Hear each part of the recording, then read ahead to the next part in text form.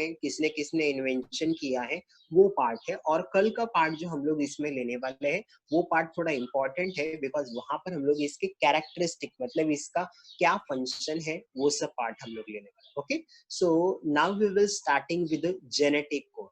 So it is already known that DNA is a master molecule of a cell that initiates, guides, regulates and control the process of protein synthesis.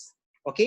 अगर हम लोग हमारे body के अंदर DNA लेंगे तो DNA एक main molecule है हमारे बॉडी का, जो कि DNA master molecule of a cell that initiate, guides, एक तो ये इनिशिएशन यानी कि ट्रांसक्रिप्शन और ट्रांसलेशन भी स्टार्ट कर रहा है, गाइड भी कर रहा है हमारे सेल को, रेगुलेट भी कर रहा है, कंट्रोल भी कर रहा है process of protein synthesis. Okay, so ये पूरा प्रोसेस को मेंटेन भी कर रहा है।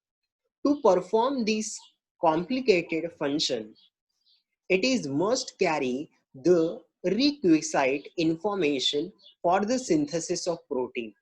Obviously, this information has to be varily located in a DNA itself. Okay, so ये सब फंक्शन के लिए डीएनए के अंदर कहीं तो भी कुछ तो इंफॉर्मेशन होना चाहिए, तो डीएनए के अंदर ये इंफॉर्मेशन भी होता है, और वो इंफॉर्मेशन यानी क्या, तो डीएनए का triplet code that is called it as a genetic code, जिसको हम लोग बोलते हैं जेनेटिक कोड। तो जेनेटिक कोड जो होता है दैट इज डीएनए के अंदर न्यूक्लियोटाइड के जो सीक्वेंस होते हैं ट्रिपलेट के, वो बहुत इंपॉर्टेंट होते हैं।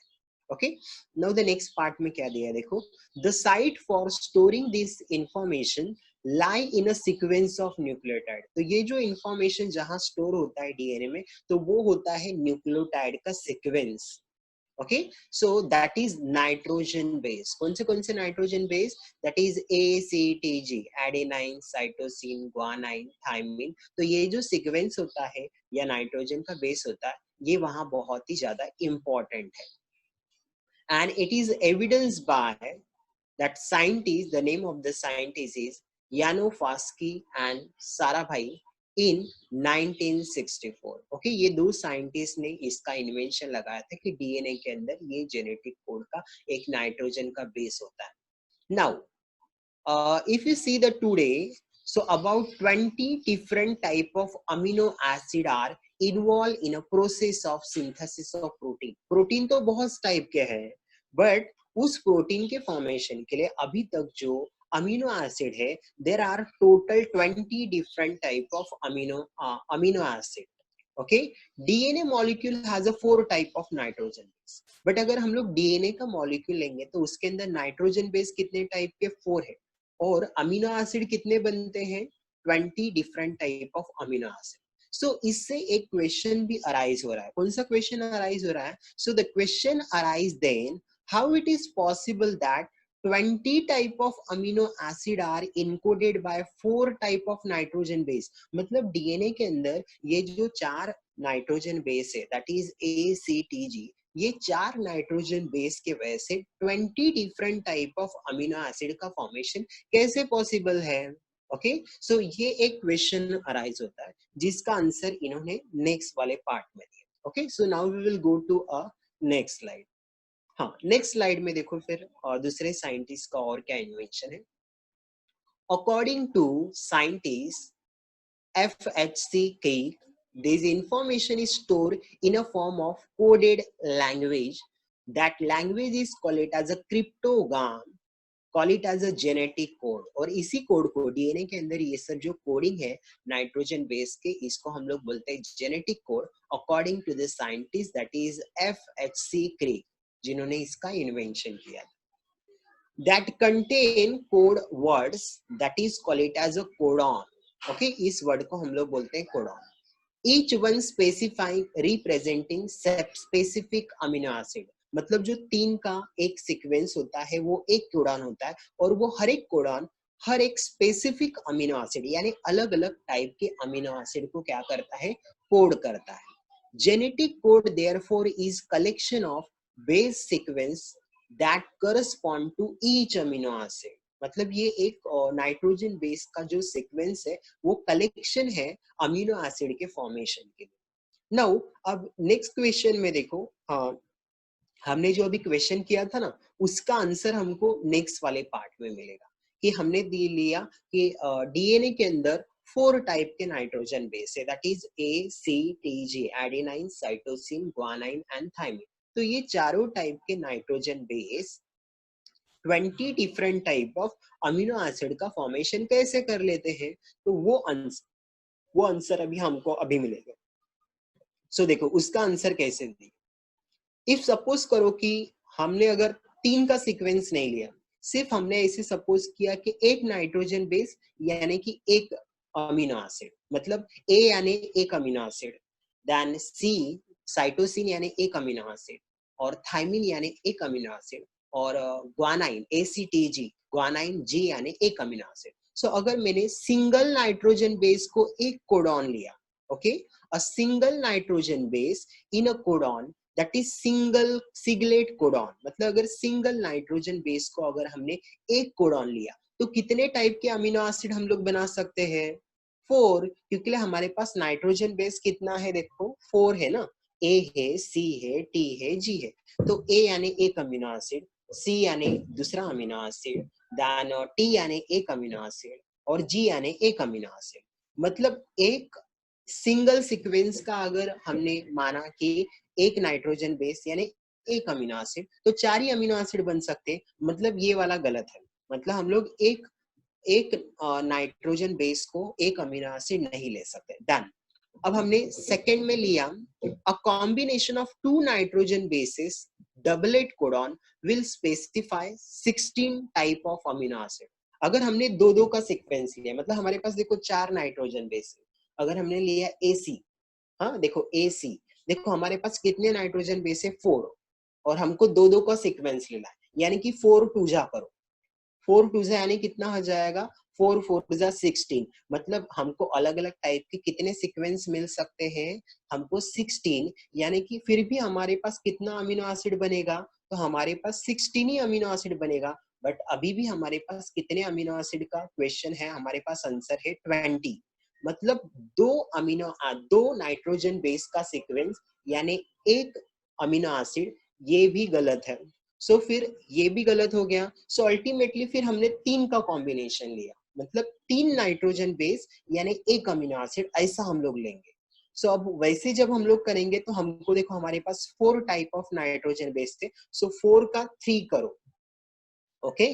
जैसे हमने 4 का 2 किया, वैसे अभी 4 का 3 करो, तो 4 4 जा 16, 16 4 जा 64, मतलब अगर हमने 3 का कॉम्बिनेशन अगर नाइट्रोजन का लिया, तो हमारे पास टोटल कितने टाइप के अमीनो एसिड बन सकते हैं, 64।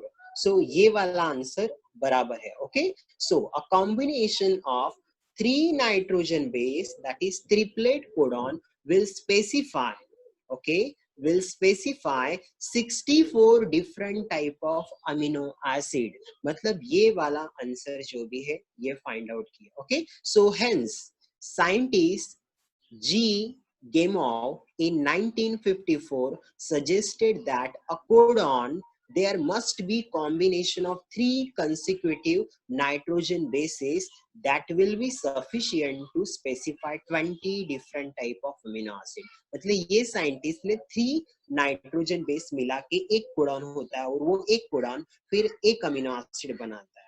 सो ऐसे करके 64 अमीनो एसिड बन सकते हैं, मतलब 3 का कोडॉन, मतलब 3 नाइट्रोजन बेस यानी एक अमीनो एसिड बनेगा, ऐसे कोडॉन का जेनेटिक कोड का फिर इन्वेंशन हुआ। So this is all about this slide, okay, this is all about this slide. Now we will go to a next slide. Next slide में क्या है वो हम लोग देखते हैं।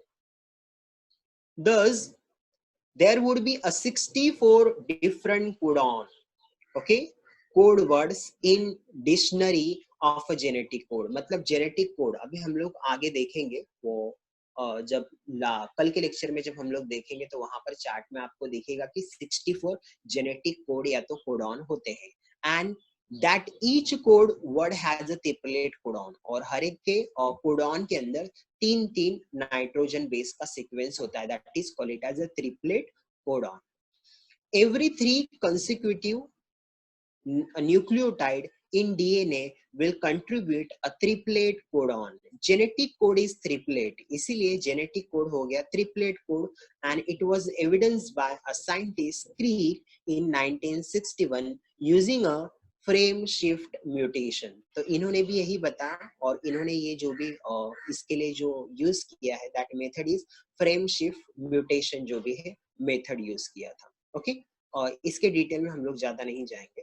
नाउ द नेक्स्ट पार्ट में यहाँ पे क्या दिया, हाउएवर एम निनबर्ग इन एंड मेथे were able to synthesize artificial mRNA which contain only one type of nitrogen base, that is uracil homopolymer. मतलब ये जो साइंटिस्ट है, ये दोनों साइंटिस्ट ने आर्टिफिशियली mRNA बनाए जिसके अंदर यू यानी कि यूरेसिल का ही एक ही टाइप के जो है नाइट्रोजन बेस के सीक्वेंस होते हैं, ऐसा बना.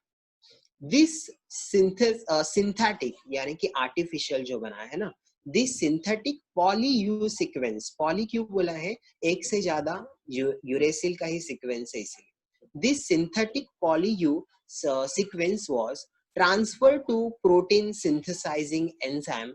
अ small polypeptide molecule was produced by linking phenylalanine molecule. This explains that U मतलब देखो तीन कोड हो गया ना, U code for phenyl alanine, और उन्होंने जो आर्टिफिशियली बनाया था वो भी तीन वाला जो कोड है वो किसको कोड करता है, तो ये फिनाइल एलेनिन करके जो अमीनो एसिड है इसको कोड करता है. Later different polymer codon were decipher codon form by 2 or more bases will also try. और इन्होंने ऐसे ही दूसरे भी जो भी है और ट्राई किए हैं एक्सपेरिमेंट्स वगैरह. Okay, so this is all about that genetic code. Okay, so now we are starting with that genetic code. Scientist named Dr. Hargobind Khurana, he devised a technique for artificially synthesizing mRNA which repeated sequence of non nucleotide. इसके पहले भी हमने एक scientist का लिया था जिन्होंने you का सीक्वेंस जो है आर्टिफिशियली सिंथेसाइज किया था, जो कि फिनाइल एलेनिन करके जो भी अमीनो एसिड उसको कोड करा था. यहाँ पर डॉक्टर हरगोविंद खुराना ने आर्टिफिशियली फॉर्म किया है mRNA with repeated sequence of non nucleotide. मतलब उनको जो पता था ऐसे नॉन न्यूक्लियोटाइड का रिपीटेड सीक्वेंस का mRNA का फॉर्मेशन किया है by using a synthetic DNA. और वो जो DNA भी यूज किया था उसके लिए वो भी कैसा था, सिंथेटिक था.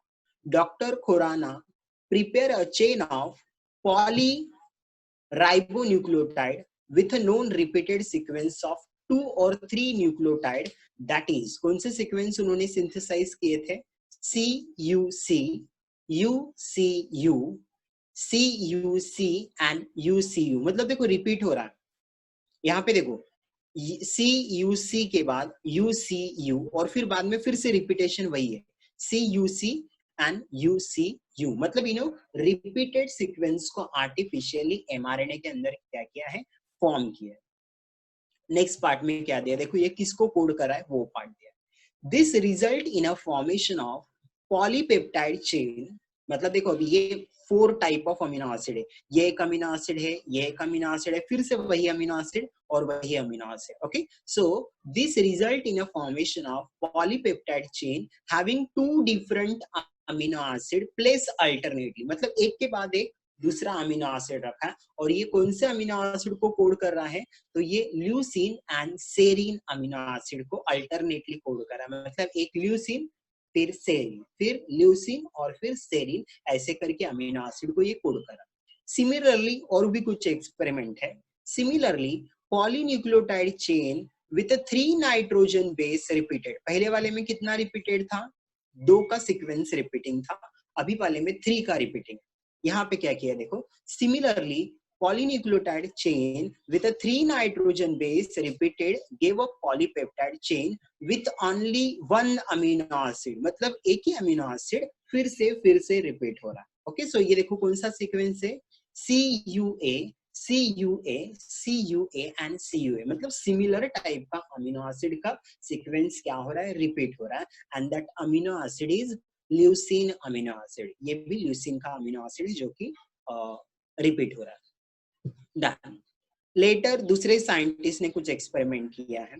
Letter Severo Ochoa establish that the enzyme polynucleotide phosphorylase was also helpful in polymerizing RNA with defined sequence of a template independent manner, that is enzymatic synthetic of RNA। Okay, ये साइंटिस्ट ने फिर से दूसरे mRNA या तो RNA का क्या किया है, फॉर्मेशन किया है, वो एक दूसरा उन्होंने एक्सपेरिमेंट का यहाँ पे बताया।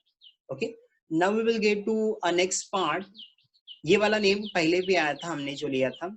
Finally, नार्सबर्ग, मैथे एंड ओचा, जो कि हमने अभी जस्ट देखा, decipher all the 64 codon in dictionary of genetic code, मतलब हमने जो लिया था रिपीटेड सीक्वेंस वाला 3 के कोड के, ऐसे करके 64 कोडॉन का फॉर्मेशन होता है। वो अन्य कौन से, देखो just minute, now you can see that ये 64 वो कोडॉन है। देखो एक के अंदर यहाँ पर 4 है ना, यहाँ पर 4, ये 4, ये 4, यानी कि हो गया आपके 16 4 जा करके आपको टोटल हो जाएगा 64 कोडॉन। मीन्स अगर हमने 3 के नाइट्रोजन बेस के सीक्वेंस अलग अलग फॉर्मेशन में जब एक के बाद एक रखे, तो टोटल हमको 64 कोडॉन का फॉर्मेशन मिलेगा। और ये वो कोडॉन है जिनका इन्होंने डिस्कवरी या तो फिर बताया ये दो साइंटिस्ट।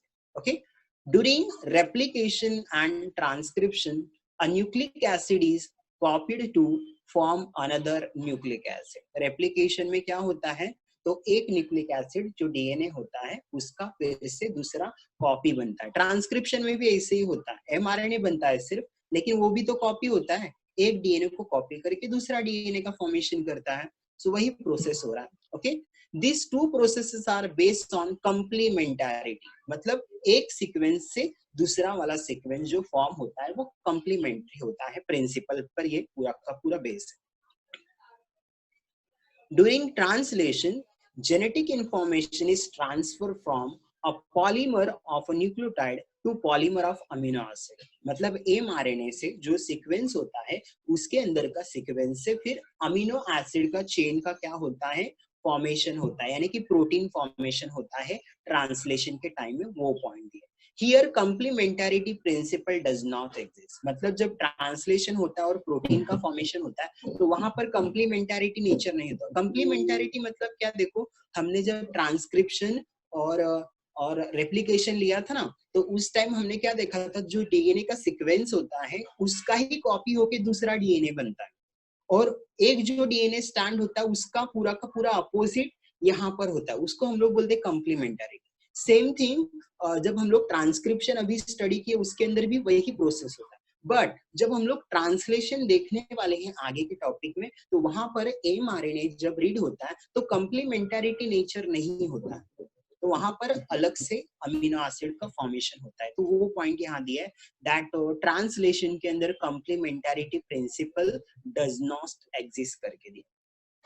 नेक्स्ट पार्ट में क्या दिया है, देखो, it is evidence that the nucleic acid genetic material result in the change in amino acid of a protein.